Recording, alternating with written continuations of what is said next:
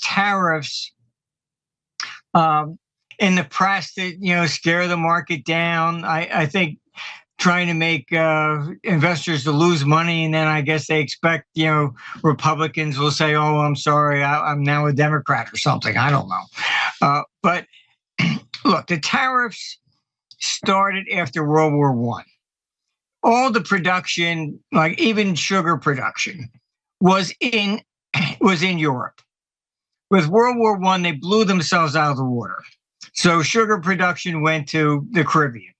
So what happened?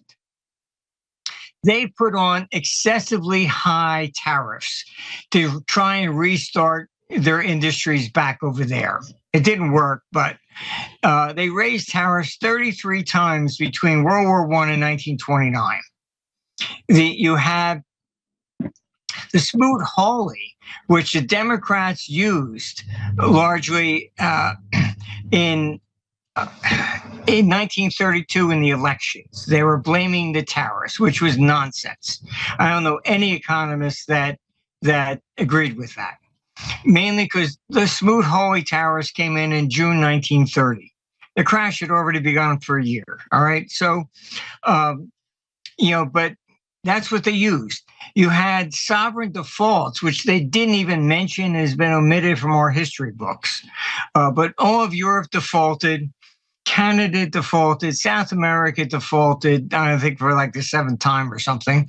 And that's what wiped out the 9,000 banks. When you undermine the debt of nations, all right, and they were all holding this stuff. Goldman Sachs had been selling, high denomination or high interest paying notes in small denominations to moms and pops. That's what wiped out everybody. It wasn't the tariffs, all right? But the socialists blame the tariffs, and they don't want to ever mention the government's defaulted, all right? And so all this, nonsense about, Trump is, really, hurting the whole world economy, et cetera. It's all, propaganda. I mean, they use this to get the stock market to go down. Our computer had projected, we even gave the date April 7th, 2 months in advance. It was a normal correction. That was it. And they turned it into this, crazy, the world's going to come to an end sort of stuff. The level of political correctness tyranny is cartoon. I mean, it's so... Oh, a foreigner said that you asked him to speak English. We're arresting you. Oh, you said I love England. That's evil. We're offended. Jail. Yeah. Oh, no whites are allowed to get government jobs now. Do not apply. I mean, if you were trying to enrage people, you couldn't do a better job. Look, they have gone so far off the deep end. I agree with you. It's against common sense. It makes, they have to be deranged at this point. Everybody I talk to, I have friends there in Germany, will not even let his 13-year-old daughter walk 2 blocks to the bus stop. I mean, I hear the same thing from Austria. I mean, it's crazy. I mean, people are very upset. Then you have the AfD in Germany now coming out as the #1 party. That's right. 2 weeks ago, they are now the most popular party, hands down. Yeah. I mean, you have the same thing happening in France, the same thing happening everywhere in Austria. Well, that's my next question. Long term, with Europe and the UK going to total tyranny, the last gasp of any corrupt system, and then trying to arrest all their political opposition, Le Pen in France, 𝐏𝐑𝐎𝐍𝐄 in Romania, saying they'll cancel the election in Hungary, saying they'll cancel the results if they don't like the results in Poland. I mean, this is just open villain, supervillain, bad guy behavior. If you look at history, that's just going to make the revolution politically be that much stronger. Oh, yeah. I mean, look, Europe is going to fragment. It's not going to survive. What's the time frame? I question whether it still will exist by 2029. You're seeing the fragmentation already. to get everybody in, they said, oh, everybody will be paying the same interest rate. Lie, not happening. Then it would be don't worry about authoritarianism, because nothing can be done without a 100% consensus vote. They just revoked that because Hungary didn't want to send money to Ukraine. Look, the people that are there, they're starting to realize you have no right to vote. The head of the state doesn't stand for election like Trump. She's appointed by the other heads, all right? The people in the back room making these laws, none of them stand for election. None of them. So you have a completely unelected government at the top, and they have the audacity to call Putin a dictator who at least stood for election. They don't. Legendary economist Martin Armstrong joins us to break down what's really happening in this huge, historic global trade, financial, political realignment, new order calibration. You can find him at Strong Economics on X, ArmstrongEconomics.com. And I won't go over his bio. Most of you know who he is, but he's a very famous forecaster and manager and money expert. Been involved in a lot of geopolitical things as well, and has predicted for decades what you're now seeing happening. And he sent a whole list of detailed topics that are exactly where I wanted to go when I asked my crew to get him on last week. Now he's here, but even more has happened. But look at this post on X today by President Trump. The best definition of intelligence is the ability to predict the future. I mean, I think of all the different types of intelligence: mathematical, musical. I mean, there's, to me, moral, will, and oratory skills. There's so many types of intelligence. Someone that can write beautiful music, Beethoven. I mean, that's a different type of intelligence. So, but there's a lot of gifts God gives us. But being able to predict the future is where I want to be. And that's why I interview the guests we have on are the people that are the most accurate. Now, none of us are perfect. We're not God. But compared to the corporate media in the West, it wants to pull wool over your eyes to hide reality. Well, our job is easy. So that's why I'm about 98% accurate. I'd say our guest, Martin Armstrong's about 98% accurate. The saying is Alex Jones was right, Trump was right. I mean, we're just promoting basic fundamentals, like don't encircle Russia and start bombing them with missiles. They're going to attack. Or don't dissolve the border and have the government be involved in giant human trafficking. Or don't offshore all of our jobs. China will then come and if you give them 98% or 97% control of rare earth minerals, they'll use that against us, which they just did, stopping all sale of it to us. So how did they get positioned to have all that? I'm going to ask him that question. I mean, I already know the answer, but I'd love a more nuanced, detailed answer for us. We can learn from him. So there's a lot to hit here, but obviously there's a lot of fear-mongering. We're trying to put money into the EU stock market. You've got all the naked shorts and put options, but are they successful? We already had to have a reset of some type. They were going to have their globalist reset and never have us come out of poverty. It was a reset into more tyranny. Trump's doing a relaunch the American system reset, but we were already handed really a recession. It's been going on for a long time. We were given all the fake numbers under Biden. I mean, job numbers, inflation numbers, all of it was totally fake. So we're going to get into hysteria surrounding Trump's tariffs. We're going to get into the normal market correction, the narrative that tariffs caused the Great Depression. We're going to see if that's true, the collapse of the global economy. We're in the 30s. The 9,000 banks failed because governments defaulted. We're going to look at all these key points because knowing history is how you're not doomed to repeat it. Because history doesn't just repeat, it rhymes. So Martin Armstrong, that's quite the build-up here. Great to have you. I want to go through your history lesson here, but first, did I say anything you don't think is accurate? And then anything I did say you think expand on that. And then I said this today. I said we really are in a fifth-generational asymmetrical, irregular war officially with China. I mean, they haven't officially said that, but retook the Panama Canal, announced last week with the deal with the government. I just talked to my sources there. The U.S. troops are piling in right now. And you've got all these other moves. Trump just militarized the southern border, which is constitutional. He's clearly getting us on a potential physical war footing, in my view. Do you agree with that? And then just give us the big picture there, and then let's launch into it. Well, I think that dealing, like, for example, on the tariffs, a 10% tariff is what you would say is economic. When you go beyond that, then it's more of a political type thing for really for negotiation. That is pretty standard, I think, in Western culture. The problem with China is that, you have this loss of face. And I think, Trump would have been better off had he just made a private phone call. Because I'm not sure they can now back down without appearing to be weak to their But own isn't people. that what Trump wanted? He was setting him up.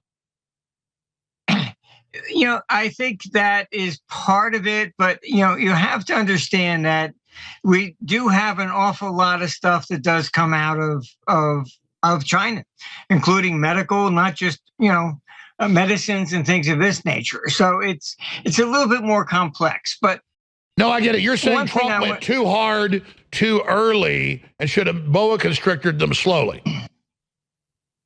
Yeah, and I think that a lot of governments and do not understand what the trade numbers are. For example, if China buys, like they did, 10% of our U.S. national debt, that goes into the capital count. However, the current account, which people call the trade account, is a misnomer, because all interest and dividends go through the current account. So, for example, if China had 100% of our national debt and we paid $1 trillion in interest, it would all go through the current account to China and appear as if we have $1 trillion trade deficit. People don't understand the real definitions of these things, and that's part of the problem. Are you saying Elon is right that Navarro doesn't understand this? True. And, look, if you went to the bank and asked for a loan, and then you said, look, here you go. Where's your audit? Well, here, I did it myself. That's not acceptable. You need somebody like, Elon to come in from the outside. I mean, you've reported, how many times have the Inspector General said there's $2 trillion missing from the Pentagon and nobody knows where it is? They're not capable of auditing themselves. It's not all corruption. My mother died in 2016. In 2020, they sent her a stimulus check for COVID. I told my sister, don't cash it. But so it's just total incompetence in government. This is what Elon's also talking about. And it really does need a complete overhaul. It's beyond what. Well, please give me the 35,000-foot view, because I don't want to just be overly positive, and you're a very respected economist. Is this hyped up hysteria, though, that Trump's tariffs are a disaster? And it looks to me the globalists are trying to create that to discredit Trump. Is that, or what is the state of the U.S. economy versus these others? How's the trade war going? Yeah, look, you saw a number of countries come back and say, from Israel to, et cetera, saying, all right, fine, we'll drop all our tariffs. The UK, Vietnam, on and on, yeah. Yeah, they've used tariffs in the press to, scare the market down. I think trying to make investors to lose money, and then I guess they expect, Republicans will say, oh, I'm sorry, I'm now a Democrat or something. I don't know. But look, the tariffs started after World War I. All the production, like even sugar production, was in Europe. With World War I, they blew themselves out of the water. So sugar production went to the Caribbean. So what happened? they put on excessively high tariffs to try and restart their industries back over there.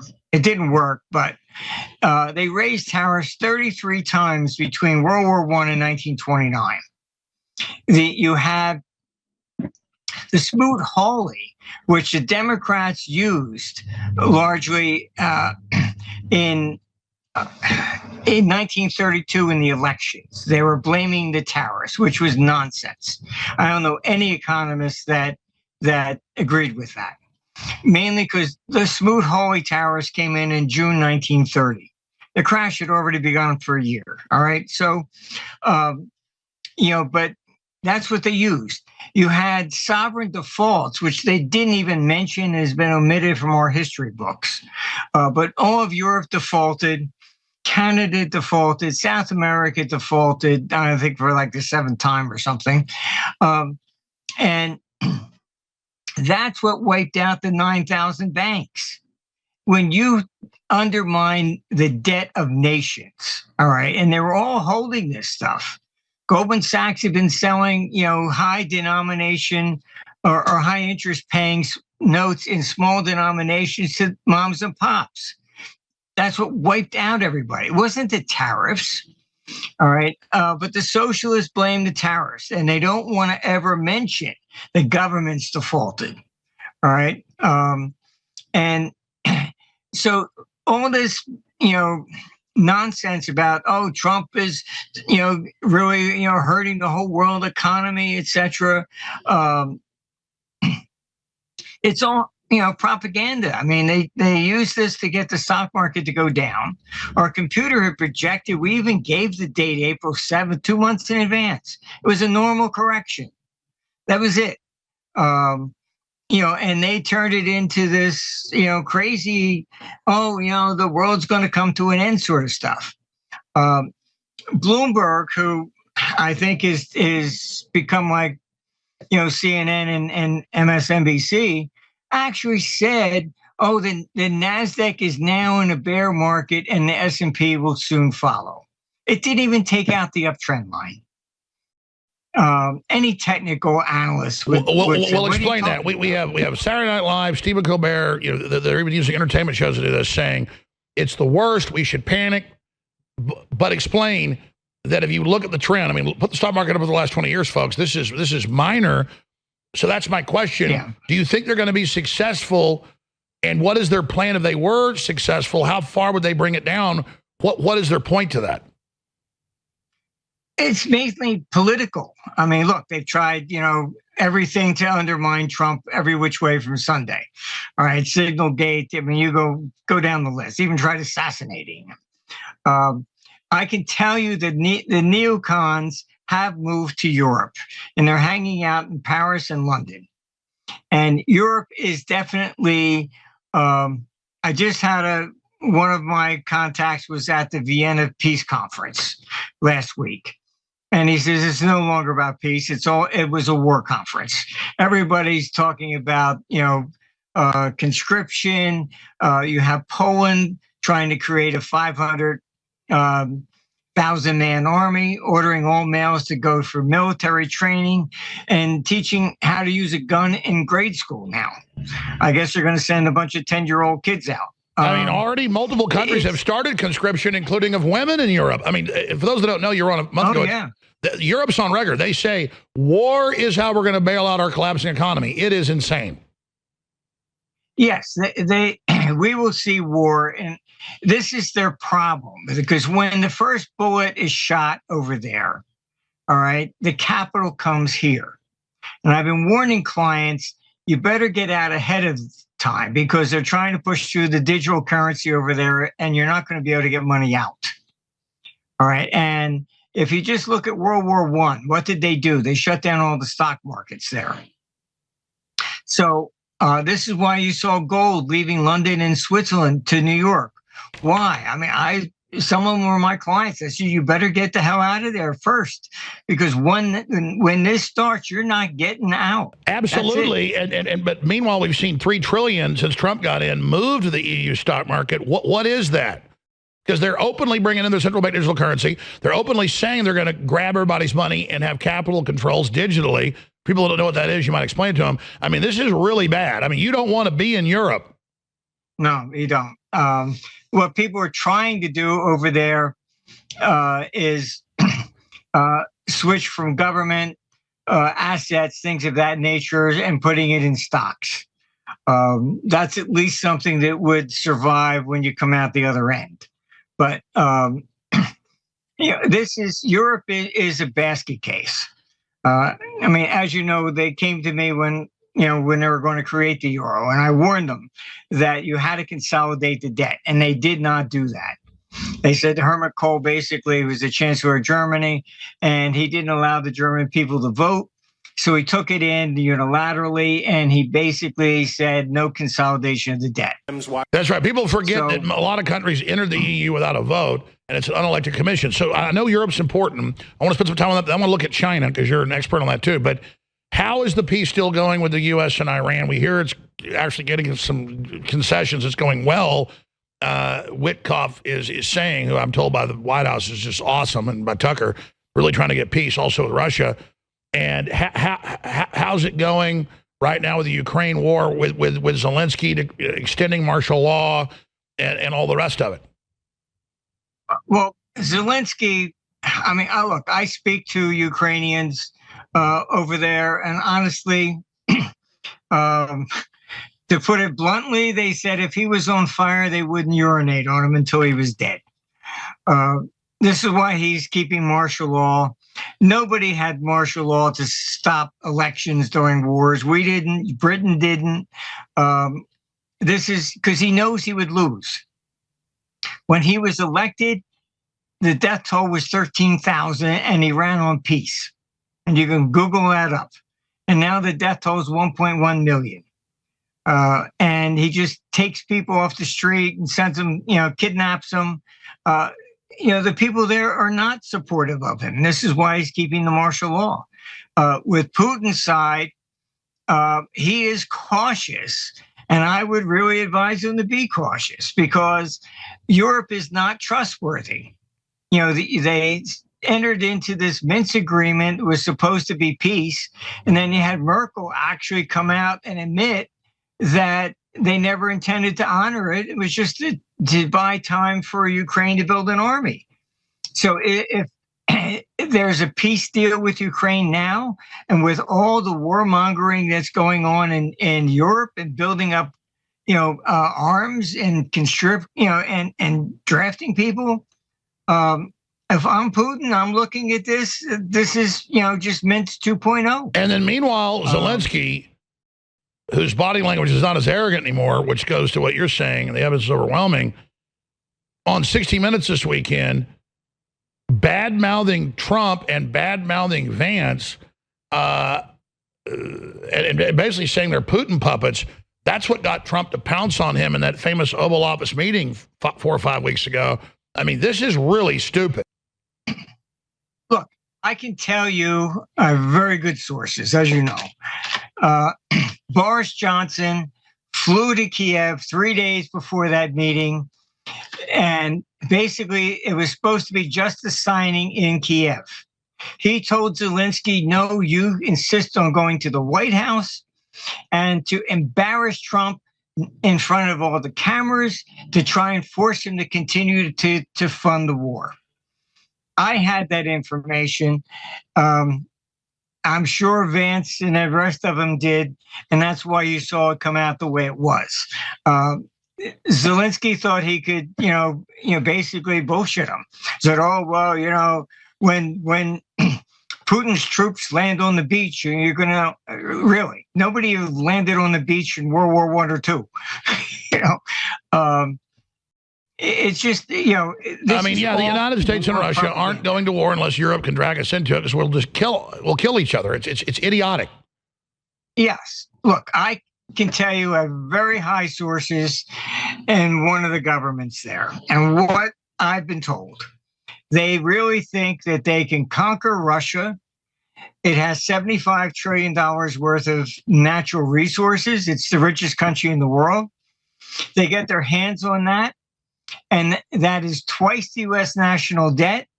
And what will happen is then Europe will rise like the Roman Empire. The U.S. will be subservient to Europe. Well, I mean, you say, I know you have great sources, but I mean, we have the deputy head of the unelected commission 5 weeks ago saying, oh, we're going to win this war, bankrupt Russia, break it in 5 parts. And they've had the defense secretaries, the economic ministers, France, all of it have said a 20-year war is our new policy. That's their new economy. So, I mean, they're public about this. Oh, yeah. I mean, you have the former prime minister of Estonia. She's come out and actually said Russia's too big and it has to be broken up. What if Putin said that about the United States or Europe? I mean, they'd be flying out the windows at this point. But they commonly go after, this is their third attempt basically at Hitler and Napoleon. And this, they think if they can get Russia, which is the last great empire, and they're going to basically, just steal everything they can. And this is conquest. This is not. Why does Europe always try to conquer Russia? Just why? Because it is the richest country. In 1917, they really should make a movie about this.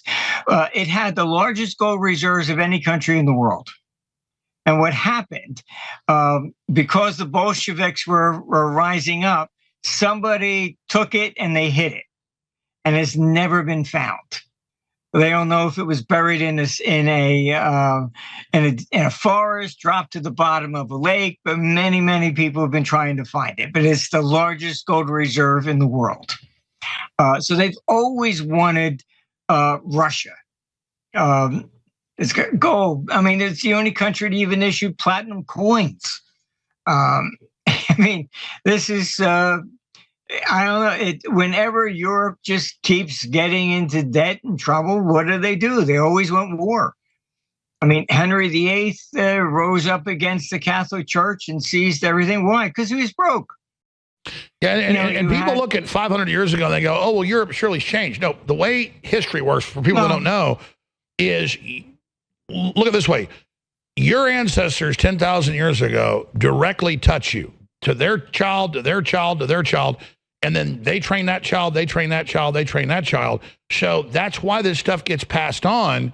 And so, I mean, a great example just in modern history would be LL Emissary and Curtis LeMay wanted to stage a false flag to go to war with Russia, Operation Northwoods.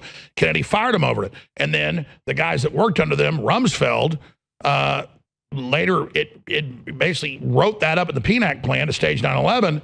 Because they had the plan from Lemnitzer. I mean, it just never ends. They just keep doing the same insane thing over and over again. Let's come back and talk about China with our special guest. Stay with us.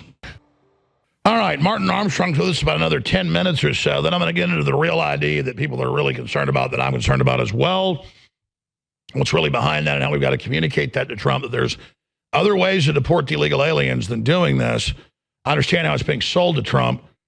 And so we'll be looking at that. Then I'll continue on with the other massive breaking news into the 4th hour here today. But Martin, you're looking at the 35,000-foot view, as I like to say. The old order has fallen apart because of globalist policies being unpopular, because of debt, because of demographics. You have communist China that was working with the globalists and then double-crossed them, wasn't supposed to expand militarily. It was supposedly given the rare earth mineral monopoly and all the rest of it. And the globalist middlemen made most of the profit, but then that started changing in the last 15 years. So that split began, but they had so many agents here that it didn't really take place. The folks wanting to cover up the Chi-Com takeover always try to make it about Russia and use that as the pretext to demonize any of their opposition that wants to set up a new international system based on transparency and free market and common sense. Obviously, an alliance between Russia and the United States would be the optimal one from geographic issues, resource issues, cultural issues. Even the Carnegie Endowment that was tasked with creating world peace with League of Nations and the UN wanted to make us communist here. This is in official documents came out in the 50s and 60s to merge us with the Soviet Union and have their global government based on that. But obviously, that was, I saw the whole Russian Revolution. That is kind of a proto-globalist infection that spread over there. But then Lenin was, obviously gotten rid of, and then Trotsky kicked out, and then Stalin created kind of a new system there. And so the real Cold War kicked in, and then with the collapse of the Soviet Union, and then with Putin coming in and stabilizing it, moving a lot of the oligarchs out, having some reforms, Russia is hated by the left now because it's more classically Western than we are, and is having a new renaissance culturally. That's also causing a renaissance at every level. And so now you have the EU more allied with communist China. That was already happening. That's publicly happening now, against the United States that doesn't want to be with the tyranny of the EU and the UK and that whole globalist system that's left. Allied with China, you have the UK acting like it wants to be in a new alliance with us. I don't trust that or believe that. This Commonwealth offer is insulting. And so I really think, and I was talking to some folks when I was in Florida with Tucker Carlson, I'll leave it at that, and really getting some high-level understanding of what's going on in the White House. And they basically said to me, they said, no, look, your worldview, we tune in. It's exactly what we're seeing and what we're doing. The debate is, does Trump start coming out and just explain this? Are you going to join Team America that's not against Russia, and then we just want to have an open alliance? That makes the best sense. And then it's global dominance through resources and through culture, and as a nonviolent path, isolate China, cut them away from that, and then remove the communists, which will happen internally. The problem is then the Chi-Coms will attack Taiwan as a pretext to unify their population, just like the EU wants to attack Russia to stay in power. It's the same thing that happens in history every time there's a new political order forming. But the globalist order failed. Even if somebody's evil and supported it, it didn't work. So you look at this, the old order's gone, and they're trying to hold on through war. That's not going to work. So what's being discussed in the White House is just condensing this down and explaining this. And that's really a consensus this is forming. I think you're going to see these announcements very soon. No one should be ashamed of saying, hey, Russia didn't do anything to us, and they're more free market in many ways than we are now. And so let's just stop it. And for people that don't understand politics or geopolitics, look at the world, okay, and look at the Northern Hemisphere. Russia's almost 3 times the size of us. It's got more resources even than Africa, which is the second richest continent. The United States has got a lot of resources and still a lot of infrastructure and energy and culture, and still the biggest military, and still the world reserve currency. But that was all, the cards were being lost, as the Secretary of Treasury said, and others, and as Lutnick has said. And so out of necessity, we need to do this and just cut to the chase. 80+% of Americans don't want conflict with Russia. I know I'm ranting here. Do you agree with how I laid out where the international order is in shambles right now? And there's a need to directly constitute a new one so that the globalists, like chickens with their heads cut off, or zombies, don't stumble around like Frankenstein, and cause nuclear war, and just more direct, I guess, an exorcism against the EU and its psychotic behavior. But then what do you do about China that's just going to go to war with Vietnam? And I mean, they're gearing up for everything here, and they're already, as you know, grabbing islands from everybody and just stomping around. It's very dangerous. Is that accurate, or what would you say to that? Yeah, look, China was contained simply because we had agreed to the one China policy. Okay, the Biden administration basically blew that out of the water. You have Pelosi hopping on a plane over there. Oh, yes, independence. As long as we both agreed that Taiwan was actually technically part of China, they didn't need to go in. All right. When we started all this, oh, you're independent. This is what's brought us all to head over there. It's just the Asian culture. You lose face and you do see people, greeting, Harry Carey over there. I mean, it's just the way it is. And our problem here is definitely Europe. It's still under really the old socialist Marxist philosophies. And, they're dying. German economy. By the way, I mean, you're dead right. The new Soviet Union is the EU. Yeah, look, just look at what they did. They had COVID. Then you had the climate change, and then they put sanctions on Russia. So their energy costs have blown up. The German economy, which is the cornerstone of the EU, has shrunk by at least 3%, if not up to 5%. And by shrinking, I mean that you've lost a lot of small businesses, things of this nature, because of COVID locking people down. And then you had climate change. All right. And then you take the sanctions against Russia.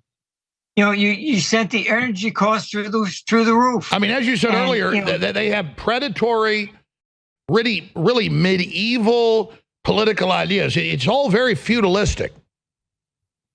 They work still off the old 18th century mercantile system, where we build things, sell it to somebody else, bring the money home, but they keep the very highest taxes. You can Google it. The average net worth of a German is below that of an Italian, because they keep the taxes very high. They're so afraid of inflation that they oppress their people. And this is the cornerstone of Europe. All right. So, I mean, the European economy is dying. So Elon Musk is right. Even bigger than China, the EU is really the problem. Oh, yeah, absolutely. Look, China understands, as Russia does, all right, that communism didn't work. All right. So they have private ownership now. Communism is when basically the government owns everything. All right. Europe has not learned that lesson. And they regulate absolutely everything under the sun. And why do they bring in giant hordes of military-age Muslim men to literally destroy their tourism industry and literally crap all over the ground and rape everybody?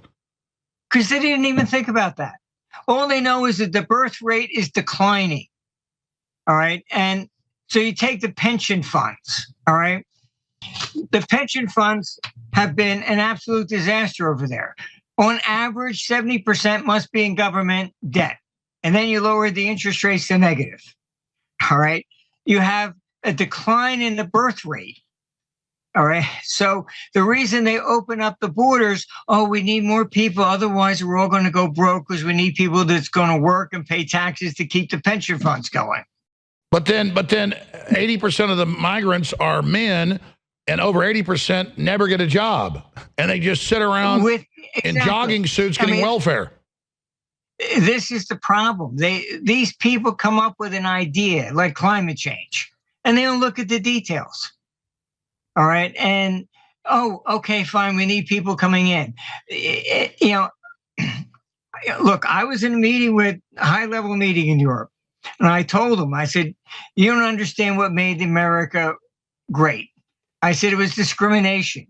They said, how can you say that? I said, because the last people off the boat were discriminated against until they could speak English to get a job. And then all of a sudden, everybody's merged, okay? You ask an American, I'm half German, half Irish. I said, you don't see that over here. All right? So, you can't just let people in. I mean, in Sweden, they're going crazy. They have no, you had all these Muslims go in and share a law in this area. The police won't even go in those areas. I mean, it's just crazy. There was no skill requirement or language requirement or anything. And as you showed, that one guy says, can you speak English? Oh, that's a hate crime now in Britain. I mean, come on. I mean, well, that was my next question. I mean, the UK and Germany, the level of political correctness tyranny is cartoon. I mean, it's so. Oh, a foreigner said that you asked him to speak English. We're arresting you. Oh, you said I love England. That's evil. We're sent to jail. Yeah. No whites are allowed to get government jobs now. Do not apply. I mean, if you were trying to enrage people, you couldn't do a better job. Look, they have gone so far off the deep end. It's I agree with you. It's against common sense. It makes, they have to be deranged at this point. Everybody I talk to, I have friends there in Germany, will not even let his 13-year-old daughter walk 2 blocks to the bus stop. I mean, I hear the same thing from Austria. I mean, it's crazy. I mean, people are very upset. Then you have the AfD in Germany now coming out as the #1 party. That's right. 2 weeks ago, they are now the most popular party, hands down. Yeah. I mean, you have the same thing happening in France, the same thing happening everywhere in Austria. Well, that's my next question. Long term, with Europe and the UK going to total tyranny, the last gasp of any corrupt system, and then trying to arrest all their political opposition, Le Pen in France, 𝐏𝐑𝐎𝐍𝐄 in Romania, saying they'll cancel the election in Hungary, saying they'll cancel the results if they don't like the results in Poland. I mean, this is just open villain, supervillain, bad guy behavior. If you look at history, that's just going to make the revolution politically be that much stronger. Oh, yeah. I mean, look, Europe is going to fragment. It's not going to survive. What's the time frame? I question whether it still will exist by 2029. You're seeing the fragmentation already. To get everybody in, they said, oh, everybody will be paying the same interest rate. Lie, not happening. Then it would be, don't worry about authoritarianism, because nothing can be done without a 100% consensus vote.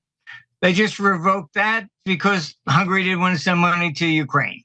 Look, the people that are there, they're starting to realize you have no right to vote. The head of the state doesn't stand for election like Trump. She's appointed by the other heads, all right? The people in the back room making these laws, none of them stand for election. None of them. So you have a completely unelected government at the top, and they have the audacity to call Putin a dictator who at least stood for election. They don't. I mean, it's well, they're calling Bukele a dictator. Well, you don't even have one. They're calling Bukele a dictator in El Salvador, and he's got what, 90+% approval rating? This is what's happening. It's because the average person realizes it's going too far. This is why Trump won. All right. It's, all this woke stuff. I mean, so we're winning globally. Humanity's waking up if we can keep the insane EU from committing suicide with nuclear weapons and taking us with them. I think what you're going to see is Ukraine's going to definitely try to take down Russia sooner than later. But when they start doing this stuff, they're basically, I think you're going to see civil unrest throughout Europe. You can't just do this. I mean, look, I've got videos of Zelensky's been kidnapping people, throwing them on the front line. I got a video that the troops sent me of a Down syndrome guy. Oh, I've seen it. I mean, they do it. I mean, look at this. The Germans in World War II completely followed orders, and they couldn't beat the Russians conventionally. Now Russia's got, 100 times the nukes of Europe, and people ready to fight, and the average German, all those people don't want to go fight. They know it's BS. It's almost 90%, and polls are against it. So what are the bureaucrats thinking when this is not the Germans of 1942 in Operation Barbarossa, and they're much more, let's say it, informed? It's insane. Europe is completely hollow. All they can hope to do is drag us into it. Yeah, look, this is it. This is why Boris Johnson hopped on the plane and told Zelensky to run over to the White House and embarrass Trump to to keep the war going. I mean, there was a peace deal. Putin was signing it, and Boris Johnson hopped on the plane and told Zelensky he was not allowed to have it. That made the front pages of Ukrainian press. Ukrainians that I speak to over there now basically they question, are we allowed to have peace without permission from London and Washington? It's just, nobody cares. This isn't about, all other people dying, etc. I mean, the only one that's concerned about that seems to be Trump, really.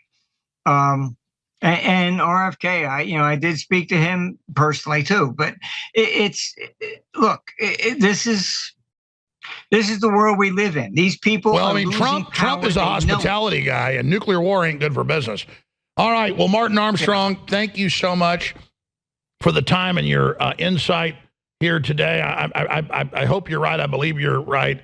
That China understands they need to back down, but it doesn't. In closing, it doesn't look like they're doing that with this rare earth mineral ban. Can you answer how they ever get maneuvered to have almost total control of rare earth minerals and then them now, pulling this lever? I mean, that seems like a pretty big deal. Look, I don't think they will back down. I think it's going to take a phone call that's not public, and come to some sort of arrangement with China. And if Trump doesn't do that, this is not the way to deal with Asia. You cannot do the same thing to Asia that you've done to Europe. It just can't. Well, then, what are the different scenarios briefly with China? How do you see this going? They can't back down. If they back down, that's a loss of face to the government. All right. Otherwise, I wouldn't put it past them putting a total embargo on everything. But China understands the American system is different than that of Europe. Europe, as I said, is this mercantile system. We have a consumer-based economy. All right. So what happens is China has figured this out. This is why they are building what they're doing over there, trying to create a consumer-based economy, the Silk Road, etc. They understand the U.S. model versus Europe, and they're not following Europe. But I will say this, that sources have basically said that they now know this is a NATO war against Russia, not Ukraine. And China has basically agreed, privately, that if this is going to be the case, they are coming in to join Russia against Europe. And they would be fools if they didn't, because these neocons would just put them on the list to go after them next. And this is the world. Which is the worst thing. Through Nixon and Reagan, we always want to split the Chinese from the Russians. The globalists are just totally incompetent. Yeah, they've done exactly the opposite. I suggest, there is a video on YouTube of General Wesley Clark. He went to the Pentagon after 9/11, and they said they were going into Iraq, and he said, have you tied Saddam Hussein to 9/11? They said no. And then he was told they intended to take down 7 countries in the Middle East. All right. This is what I was told in the 90s from Bill Kristol. He said, we take down Saddam Hussein, Assad out of Syria, and Gaddafi, and we'll bring peace to the Middle East. I said, you're out of your mind. They're all tribal. We're the ones who drew the borders there, not them. And look,